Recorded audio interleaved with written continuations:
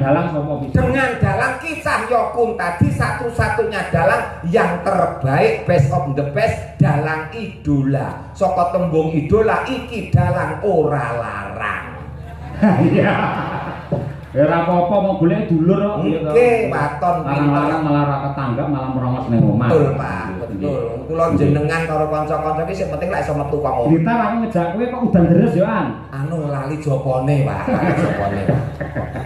Mboten wis pokoke kletek klasik ndak masalah, sing penting lancar wayang yang sabar mungkin awak mekrok kaya ngono. Wah, iso benakne gendeng. Ya kabeh iki nek plus minuse to, Lus. Nggih to, Pak. Terus nek apike nek nggon benakne gendeng, tapi cilokane wong lanang nek duwe bojo lemu ngene iki tenan. Wah, bojo lemu nek dikeloni kaya ngeloni traktor, Pak. loh disupet pisan tok wis selawase kok. Lho justru malah lara iki lara wong letet-tetak timbang wong lairke, Lus. Wah, jan pengalamanmu ki cetek kok, Lus. Lara wong wedok ki laire. Lara wong tetak. Lah nyapa? Wong tetak pisan wae kapok, wong lairke lho ngantek 6, ngantek 7. Oh, nek Mas Gareng kudu eling. Napa? Ya setia, ya setia. Gene aku sukses iki bojoku ra setia. Lah nyapa? Ya kuwi mau. Oh. Ora apa tapi tidak semua pepatah itu benar, Pak. Oh iya. Oke.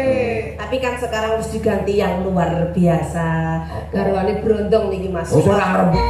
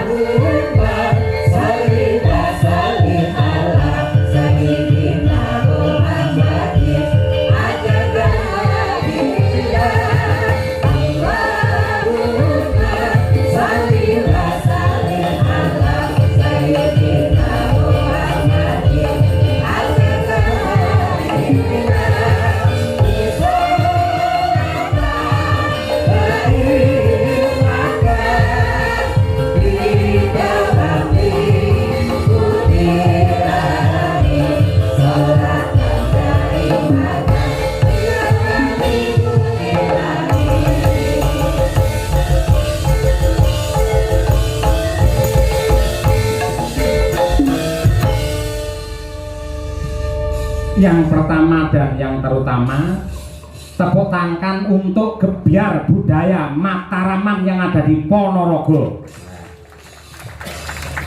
Kerjasama Yoma antarane Dinas Budaya Pariwisata Provinsi Jawa Timur lawan DPRD Provinsi Jawa Timur dasare direngkuh lawan Bapak Bupati ing Ponorogo.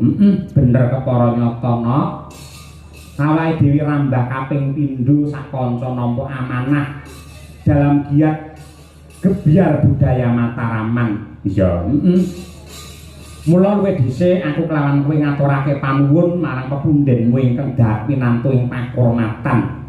Sapa Mas? Ya kuwi Bapak DPRD Provinsi Jawa Timur, Bapak Dr. Suli Daim, panjenengane selaku anggota Dewan Fraksi PAN ing Jawa Timur sing wis kepareng rawuh wiwit sore mau, malah kepara kepareng paring dawuh sing intisarine bebarengan nderekake para warga masyarakat ing Ponorogo, sapa meneh sing gelem nguri-uri, sapa meneh sing gelem urip-urip marang seni tradisi, mbuh reog, mbuh wayang, mbuh karawitan lan liya-liyane, yen ora kabeh para warga ing Ponorogo. Ngono kuwi ya, Pak. Kaya ngono kuwi. Ora keri uga ngaturake panuwun perwakilan saka Kepala Dinas Budpar Jawa Timur ingkang dipun wakili dening Bapak Ali Afandi SPD MT. Uga sak krunipun saking UPT Laboratorium Pelatihan dan Pengembangan Kesenian Jawa Timur pandegane karo Mas Rio, Mas Ragil dan kawan-kawan. Ya, ugi dumateng Bapak Ibu anggota Dewan ing Kabupaten Ponorogo, ana Pak Wahyudi, ana Pak Puryono, ana Pak Burhanuddin. Mboten kata lumpen dumateng Pak Camat ing Bungkal, Forkopimcam, Bapak Kepala Desa ing Bungkal, Pak Lurah asmane sapa? Lurah endi? Bungkal. Aku ora ngerti nduk, mergo ya rong taun nak nimbali karo awake dhewe. Ya aja ngono, mestine tidak kenal maka tidak sayang, mawis jagongan. Oh iya. 2 periode panjenengane Pak Sabto Priyono, leres nggih? Pak Sabto Priyono SPD. Kaya ngono kuwi. Sumrambahe kabeh para panitia lan warga masyarakat, wabil khusus sungkem bekti dumateng para kiai, ibu nyai, para alim ulama, para guru pesantren, ustad lan ugi ustadzah ing wewengkon Ponorogo. Ya, becik ing Pondok Maya, Pondok Ngabar kae Wali Songo Ponorogo. Ngono kuwi. Lan uga pondok pesantren liya-liyane sing nyatane ketika negara ini mulai porak-poranda, maka santri pesantren yang siap untuk membangunnya kembali. Kaya ngono kuwi. Kaya ngono kuwi lho. Ya mak iya. Nah, sing jenenge pagelaran wayang kulit ini juga sebagai pengembangan ruang kreasi dan jaringan orang kreatif di Jawa Timur. Budaya Mataraman adalah kebudayaan di Provinsi Jawa Timur, terutama di wilayah bagian barat dan selatan yang pada zaman dahulu berada dalam pemerintahan Kasultanan Mataram. Ya. Dan kegiatan ini sudah tepat diselenggarakan di Ponorogo karena perkembangan kebudayaan Mataram juga dipengaruhi oleh ajaran Islam karena banyaknya pondok pesantren sehingga membentuk masyarakat santri dan beriman menjunjung tata krama dan budaya luhur sebagai pedoman jati diri. Ngono ya. Oleh karena itu dengan gelarnya Gebyar Budaya Mataraman ini bertujuan untuk merawat, melestarikan dan mengembangkan serta mengenalkan budaya Mataraman kepada masyarakat terutama generasi muda agar bangga dilahirkan di tanah Jawa sejak zaman dahulu sudah mempunyai peradaban tinggi dan luhur serta kaya akan tradisi dan budaya yang luhur. Mula nduk yen kowe manut lan nindakake ajarane wong kuno simbah-simbahmu mbiyen kayata ajaran Andak Asor, Lembah Manah, Gotong Royong, aja dumeh mulat sarira hangrasawani tepa selira bawa leksana lan isi akeh kata mutiara liyane yektine kabeh mau yang ditindakake bakal dadi sumber kekuatan yang luar biasa sehingga Kabupaten Ponorogo semakin hebat, Jawa Timur menjadi gerbang baru Nusantara yang tercinta. Ngono kuwi. Kaya ngono kuwi. Ya semoga-moga sembodo Kang Jinongko rahayu Kang tinemu Basuki Kang KSD. Aku melu marem kok Mak yen akeh para anggota dewan, para partai-partai sing kepareng tresnani karo budaya wayang. Tegese kaya Bali di era Orde Baru biyen dari kacamata seni dan budaya nyatane Bapak Soeharto biyen banget anggene ngayomi kelawan seniman saben-saben event apa wae kementerian instansi pemerintahan mesti dong gelar wayang dong gantung gong kaya jaman semono. Mula raneh ramuka lamun to negarane bisa ayem tentrem jenjem permanem malah iki pancen bakale digiyatke meneh lan para-para anggota dewan para pepundhene dhewe iki arepe nggugah ya kuwi semangate bab kebudayaan. Buktine ora mung iki wae, besok ya bakal digelar ana ngrayun nadyanto wujude campur sari ku ya budaya ning Ngawi ya digelar lan insyaallah tanggal 14 November awake dhewe sak kanca sowan ana ing DPP Golkar Jakarta Barat ya kuwi dalam rangka ulang tahun Golkar yang ke-61 wayangan meneh. Ngono ya, Pak. Kaya ngono kuwi. Mula beci ayo nderekake kabeh para warga masyarakat nyuwun marang Purbane Hyang Agung ndedonga marang Gusti Ingkang Maha Kuwasa mugi-mugi ingkang kawogan para pinisepuh para pejabat sumrambahe para warga masyarakat para penonton ingkang sedaya kepareng rawuh wonten ing mriki lan mirsani lumantar streaming sedaya pinaringan hayu lan rahayu durga mendak kala sirna yuwana basuki pinaringan rejeki ingkang turah melimpah ruah kebak barokah sehat lahir batin tentrem lahir batin keselamatan donya nganti tekan akhir Allahumma hasbunallah wa ni'mal wakil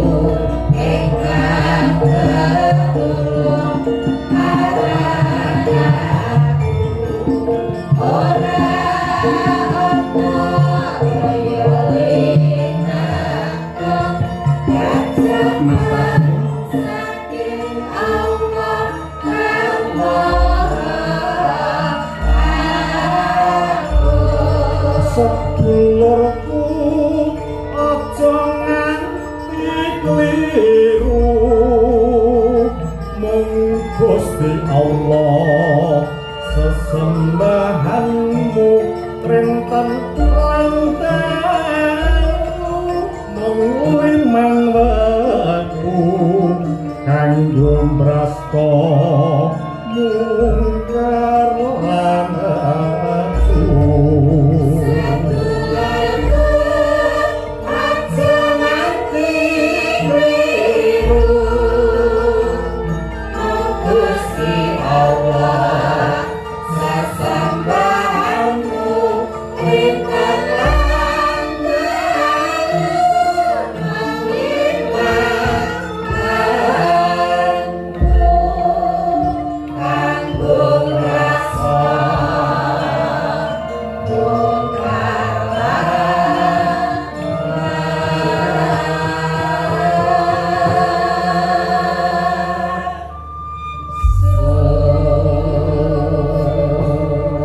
kejaba saka kuwi perlu banget tak aturake lamun to para kadang-kadang seniman pedalangan lan para masyarakat penggemar wayang nembe wae kelangan gedhen iya to maestro pedalangan sesepuhe para dalang sing biyen asring pentas ditresnani menjadi idolane Kyai Ponorogo wingi dina Kemis ya kuwi Bapak Haji Anom Surata wis piniji sowan ana ngarsane Gusti Allah. Mila kula nyuwun dumateng sedaya kemawon para lenggah, kula nyuwun keikhlasanipun donga panjurungipun mugi-mugi alusipun Ki Haji Anom Surata tinampi wonten ngarsanipun Gusti dipun apura sedaya kalepatanipun satemah tentrem mulya wonten swarganipun Gusti Allah. Allahumma amin ya rabbal alamin. Iya Mas ya. Ya kaya ngono ya yo. Kabeh yo nglakoni kaya ngono. Intisarine ayo saiki nglipur para warga masyarakat ing Bungkal sing kepareng rawuh nderekake para kebunden iki sowan komplit kaya sing wis-wis gamelan wayang saka omah kanca-kanca pengrawit jangkep ya warangganane ya komplit malah klebu anakku sing lagi sekolah ning Wali Songo ngabar iki mau tak culik ya tak jak rene pamri apa men ora terputus anggone bakale nutupne amale bapake dadi seniman dalang yang beragama. Ya, ngono kuwi. Yen bapake pamane wejangan lek gur ngawur to, Nduk. Ya, ngawur. Nek lek anakku sak bisa-bisa ana dalile, ana dasare. Si Brahma ki sawah kuwi.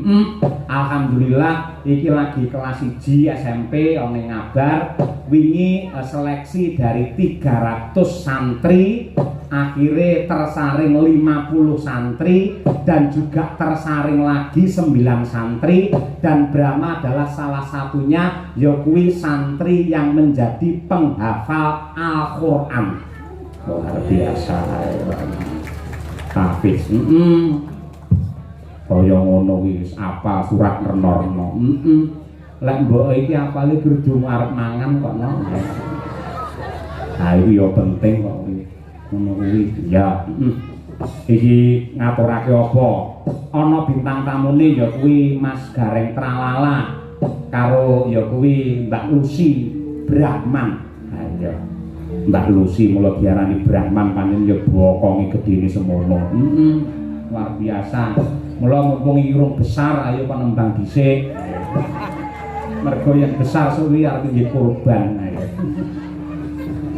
Monggo Mas Gareng Tralala kula aturi pinarak wonten pepanggungan mriki.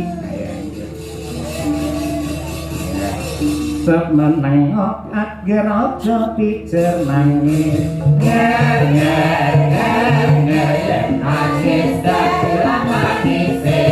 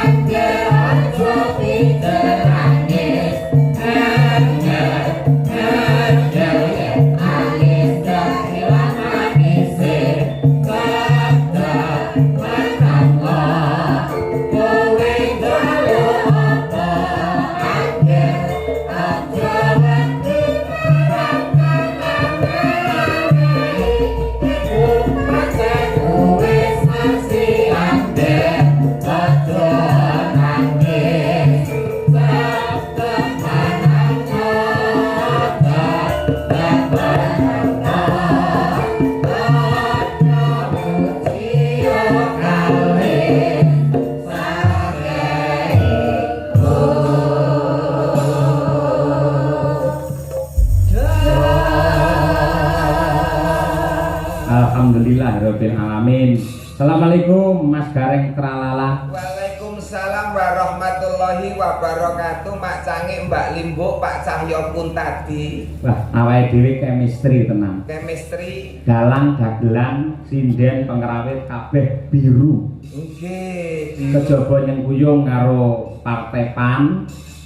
Biru adalah doa untuk warga masyarakat ing Bungkal mriki mugi-mugi bisa rukun bebarengan bangun kota Ponorogo. Oh, nggih, werdine biru niku nggih Pak nggih. Nggih. Biswa rukun warga masyarakat Bungkal sesarengan anggenipun bangun Ponorogo. Leres nggih. Nggih, chemistry Pak, chemistry. Leres. Pake biru, kula ya biru. Nggih. Nadyan tekan dalan balik mulih meneh. Lah kok balik mulai meneh? Wong sirian nganggo batik kok Pak wau kok. Jenengan? Nggih. Lho batik biasanya lah nggih jagong. Lah wong iki lak temane budaya dan pariwisata. Wah iya, utara. Telepon ternyata biru, Bali mulih melih Pak. Kok seragam biru. Nggih. Ya tujuane kan jenengan kagungan kostum sing rupane biru. Lho, napa mawon enten Pak, putih menduwe kula kok Pak.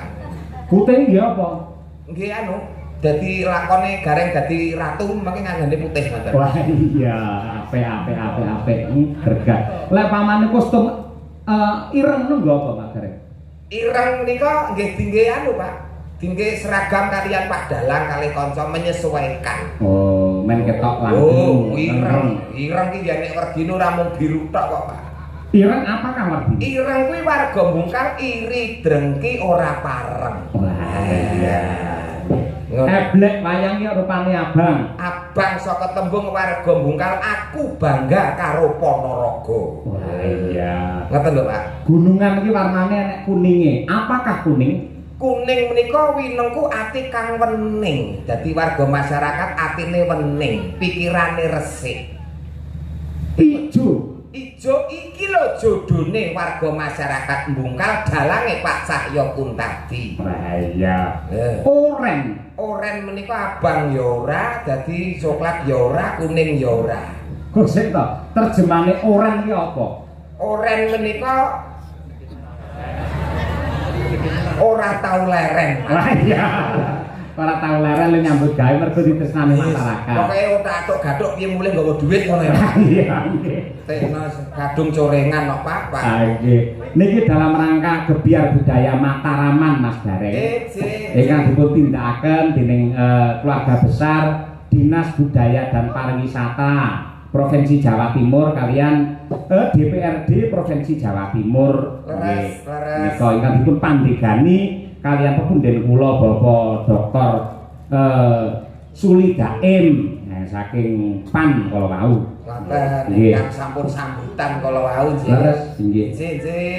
Nderek Mangayu Bagyo lekasipun menika Disbudpar Dinas Budaya dan Pariwisata Leres. ingkang dipun sengkuyung sepenuhnya oleh DPRD Provinsi anggenipun gelar budaya wayang wonten ing Desa Bungkal, Kecamatan Bungkal, Ponorogo mriki Pak. Nggih. Mugi saged berkelanjutan Amin ya untuk Rabbal. masyarakatnya. Nggih.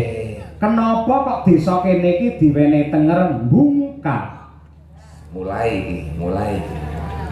Bungkal pancen desane jenenge niku kok Pak. Loh, Gareng yen ngendi-endi biasanya selalu menerjemahkan, menjabarkan. Upamane Ponorogo apa iki para wargane do sayo rukun. No ki nata negara supaya becik. Lah, Bungkal. Iki lho, resikone nek ndereke dalang cerdas sing ngene iki lho. Lho sampeyan yo cerdas kok ya. Tenan iki iso koplak tenan iki nek ora iso ngikuti. Bungkal. Heeh. Niki dionceki ngoten, Pak. Nggih no. Ya sak iso-iso ya, Pak. Nggih. Sak iso-iso mergo ora persiapan kok langsung didadak ten panggung kok, Pak. Iya Kak, pancen yo kudu serba cepat, tepat dan akurat. Oh, nggih. Ya sak iso-iso. Bungkal miturut keperluan dalu niki. Betul. Bismillahirrahmanirrahim. Hurufe napa Pak? B U N G K A L. Terus B bungkal gitu. B ini bersama-sama Dinas Budaya dan Pariwisata sing diembani utawa diestoni dening DPRD Jawa Timur, Provinsi Jawa Timur nggelar acara wayang untuk masyarakat. tepuk tangan, spontan yang bagus ini, pintar tenang ini. Niki mau nanya kemeringet lho Pak, niki Pak. Yang kedua U. U menika tujuanipun Pak. Nggih. U untuk, nah untuk siji menghibur masyarakat, ping pindhone untuk selalu inggih menika memupuk utawa nguri-uri budaya lan tradisi supaya tidak hilang. Nah, itu U. N sik dawa lho. Iya Pak, dawa Pak, dawa. Nggo mlaku ngantek ketekuk-tekuk Pak. N nilai luhur yang ada dalam pakliran wayang sebagai contoh untuk kehidupan berumah tangga dan masyarakat ana ing Bungkal mriki. Luar biasa. Men saya semangat para penonton. Tepuk tangan buat Pak Gareng elok iki.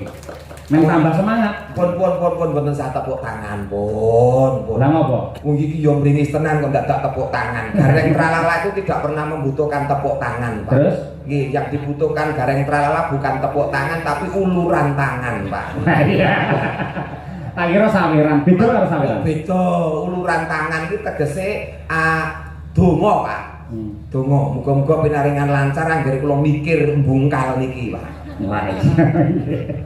Nggih, mau apa mau? Niku U, N. Terus G. G ya, Pak ya. Nggih. Nggih, alon-alon, Pak. Alon-alon, yo nganggo mikir kok, Pak. Generasi milenial, generasi muda, generasi yang akan datang diharapkan akan tetap selalu cinta akan budaya dan tradisi Indonesia. Luar biasa ya. Nggih. Ora rugi semengi 750 ngene iki. Ya nggih, aku golek jangkep 1000 kok angele. Ayo yo, sing penting berkah barokah. Penting disyukuri ora lokak kaya kebak. Ora lokak tambah kebak, disyukuri mawon.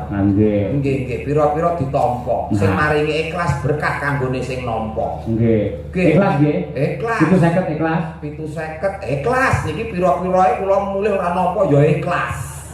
Ning raimu kok pucet ngono? Mboten pucet nyatraine Gareng pun ngeten iki tegese kula mulih keng mriki lahir batin Pak ora disangoni ikhlas.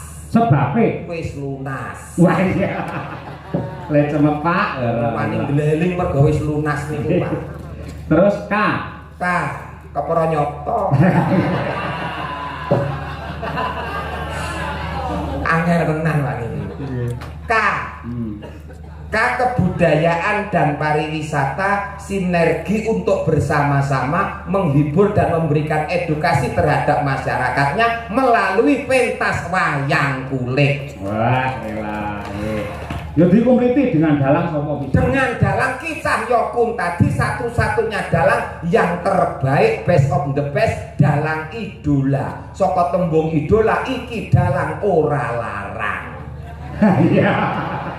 Ya ora apa-apa mau golek dulur kok. Nggih, waton larang malah ra ketanggap malah merongos ning omah. Betul, Pak. Betul. Kula jenengan karo kanca-kanca iki sing penting lek iso metu kok omah ngoten mawon. Iya.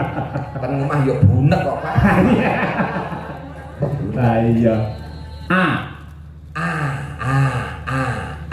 Mbok kula dewangi to, Pak. Yo ora, kok tugasnya dhewe-dhewe. Oh iya. Aku sewengi lho bakal mikire. Akan menjadi barometer tolok ukur di Provinsi Jawa Timur untuk provinsi-provinsi yang lain, budaya dan pariwisata sing selalu ngrembaka. Tepuk tangan untuk Jawa Timur. Iya. Iki ngongkon tepuk tangan karo mikir teh bareng ki apa ngono. Nggih. Iki mau apa? Niki A. Terus kari dhewe. L. Larso melu ra Larso. Ora melu. Lagi umroh ayo. Layak untuk diteruskan, layak untuk dilanjutkan acara seperti ini karena banyak manfaat yang positifnya untuk masyarakat, manfaat yang positifnya untuk Jawa Timur. Wah, nggih. Tepuk tangan. Iya. Nggih Mas Jajak. Nggih. Menika Jajak mriki jijik. Niku lho, semunipun pepunden kula menika ingkang minangka pakurmatan Pak Ali Afandi menika saking perwakilan Kadis Burpar Jawa Timur. Rena penggali mergo jenengan sampun saged menjabarkan tentang bungkal niki wau. Nggih niki miturut kepentingan dalu niki. Wau nggih paring dawuh panjenenganipun Pak Ali menika. Insyaallah mangke teng Ngawi nggih badhe wayangan. Lah nggih bareng terjemahne ngeten niku kula kelingan wingi teng Blitar nggih Pak nggih. Kan terjemahke desa Blitar rampung cek ngoten niku langsung pimpinane munggah panggung nyawer 500 teng Blitar wingi nggih Pak nggih. Sik, arahmu ki arepe golek saweran apa piye? Mboten teng Blitar iki lak nggih terjemahke ngoten. Lho Blitar karo kene beda. Lho lah nggih kula anut kelingan lak entuk to Pak kelingan iki lak ya itu. Carane piyayi maringi rejeki marang seniman, ora kok langsung meneh dhuwit ngono ki ora. Ning sapa ngerti, ya toh. Mau panjenengane Pak Ali paring dawuh. Setelah ini kalau nanti lancar Pak Dalang, kita pindah wayangan Gebyar Budaya Mataraman di Ngawi dan juga di Pacitan. Ngono kuwi. Wayangan klasik tanpa bintang tamu dagelan gareng. Ora apa-apa. Niku sasine napa kira-kira? Kira-kira mangke ya Desember utawi Januari. Desember gede-gedene sumber, Januari hujan sehari-hari. Terus wayangan ora nek garenge udan. Sik, ndek iki ning Blitar aku ngejak kowe kok udan deres yo an. Anu lali jopone, Pak. Jopone. Mboten wis pokoke tetep klasik ndak masalah, sing penting lancar, wayang tetep ngrembaka. Nggih. Ora ini yo komplite tetep ngangge gareng kok, tetep ngangge gareng. Kula ora dijaki tetep nusul, Pak. Wani ngeyele kok, Pak. Nggih. Kula golekne kanca. Nggih. Niki waranggono domestik saking Ponorogo sing ibarate digodhog wis ora iso empuk. Wis alot banget ya, Pak. Nggih, ngoten niku. Mbak Lucy Brahman. Coba kaya apa? Men jumeneng. Ya. None nano nanin nanin nanin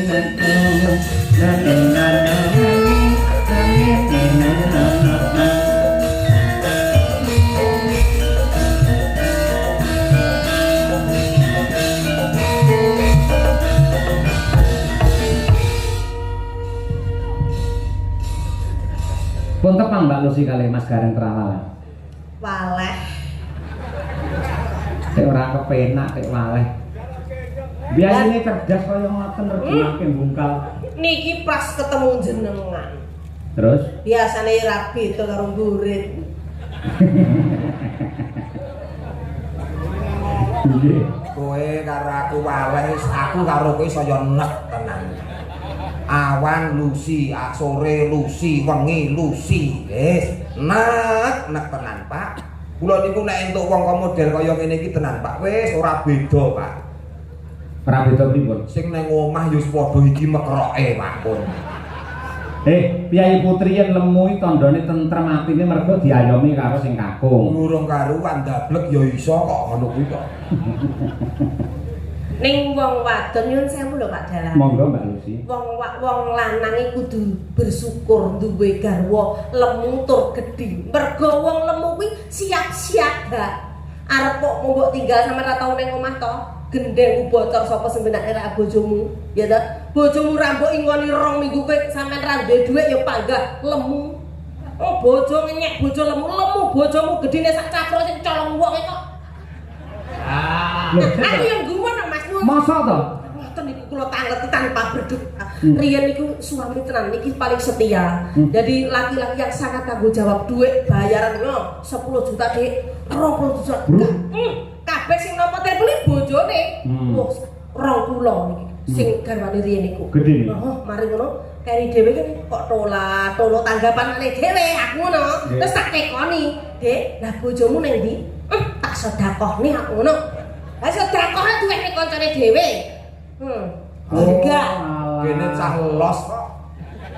Polos piye to, Bu? Sedekah kok mung duit ki apa? Damen no. Bojo jaluk kanca. Wehke. Sik ta, Oh. kowe ora ngerti sing jenenge jiwa satria Mas Gareng. Oh. Wong lanange bakal muntap kaneksane yang siji dijawab bojone, loro dijarak anake. Lah, Wah, nek aku ora muntap malah enteng sanggane kok, Pak. Oh, iso. Ora anti bojo, ora masalah. Terus lek pengen piye? Tuku. ya. Umpama pengen mangan itu tuku ning warung. Oh, mergo ning omah rene sing masak ya. Masake, ngoten lho Pak maksudnya. Tapi alhamdulillah, yang sabar mungkin awak mekrok kaya ngono. Wah, iso benakne gendeng. Ya kabeh ki nek plus minuse to, Lus. Nggih to, Pak. Terus Ha nek apike nek nggon benakne gendeng, tapi cilokane wong lanang nek duwe bojo lemu ngene iki tenan. Wah, bojo lemu nek dikeloni kaya ngeloni traktor, Pak. oh, ya kok ya carane malah penak ya bojo lemu rasa golek selimut kaya. Lah ora golek semut piye ora diambung angop. Keloni ngorok ngentut ngeces. Kira kamu lho. Loh, saiki ora enak kok wadon ngono kuwi. Sekarang tuh zamannya apa saja lek duit-duit apa wae dadi servis. Ngapa lihat aku itu? lah rumangsa dhewe dadi jensete kan tunggale traktor ya.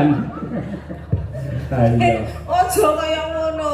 Tegese dhek iki menghina emansipasi wanita. Lah, leres kamu itu termasuk menghina emansipasi wanita. Sekarang itu persamaan gender tegese wong lanang kuwi juga wong wadon juga bisa sepadan dengan perempuan. Contohnya, pemimpin negara kita dulu pernah menjabat sebagai mantan Presiden Republik Indonesia. Oh, Yo Putri. Terus Bu napa kuwi Gubernur Jawa Timur Yo Putri Bu Khofifah. Tegese ini emansipasi wanita, kesetaraan Gender lah. Jadi pakaryan sing kulinane ditindakne Kyai Kakung Wong Putri yo bisa. ora karuan kabeh. Contohnya Bong supit kae. Ora enek bong supit wedok, umpama enek lho aku tetakan meneh kok. Wong supit iki sunat nih. Heeh. Enek wis tau ngerti kowe bong supit wedok. Sing sunat ngono ya. Oh, mesti aku karo Pak Yoyo antri esuk dhewe no teko Nggih.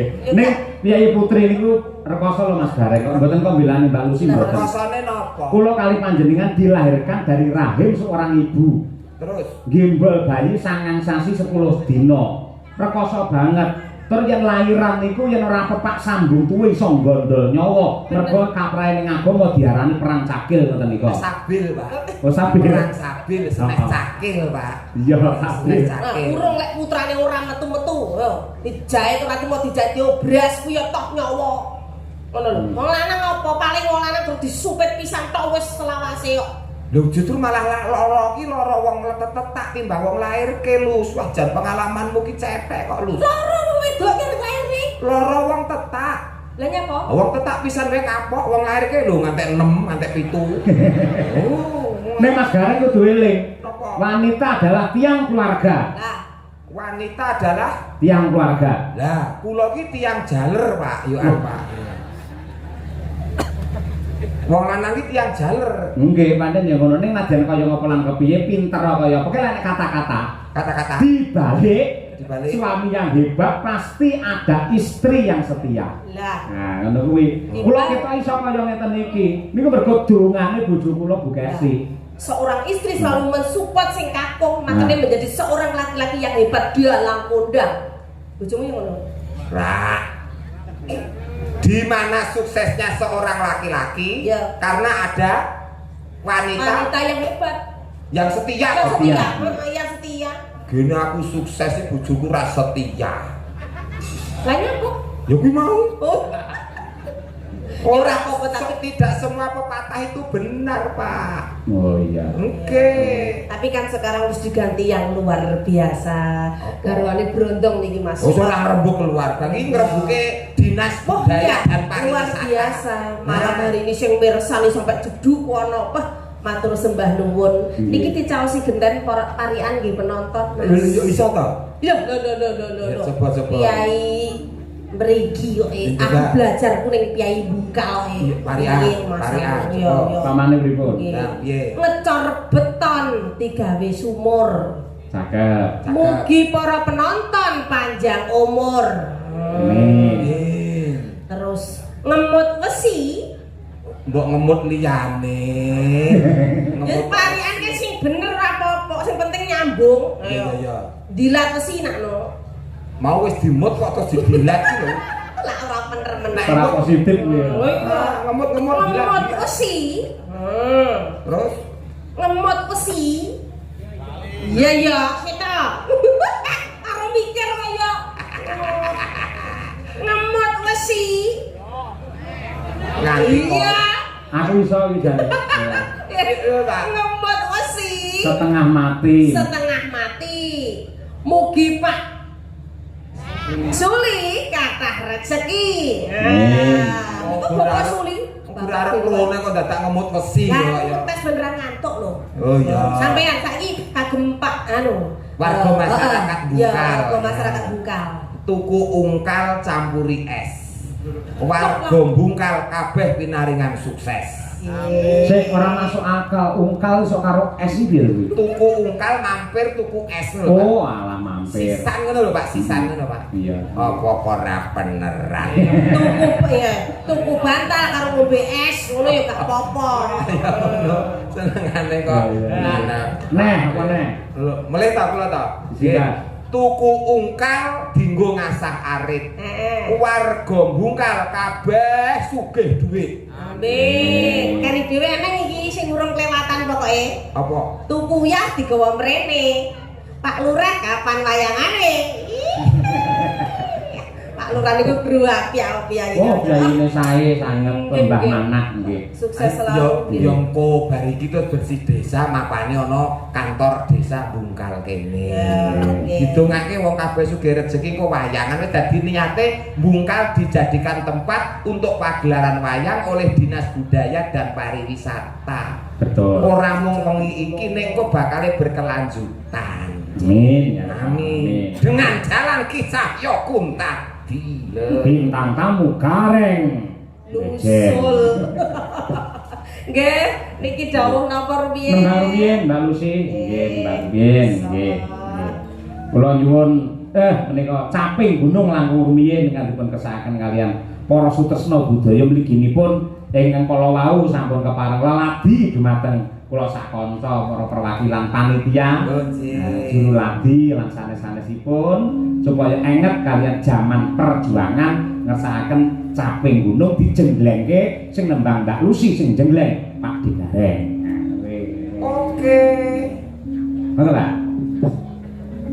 Saben bengi Nek dhisik iya lho, nek saiki wis 3 sasi pisan kok, Lus.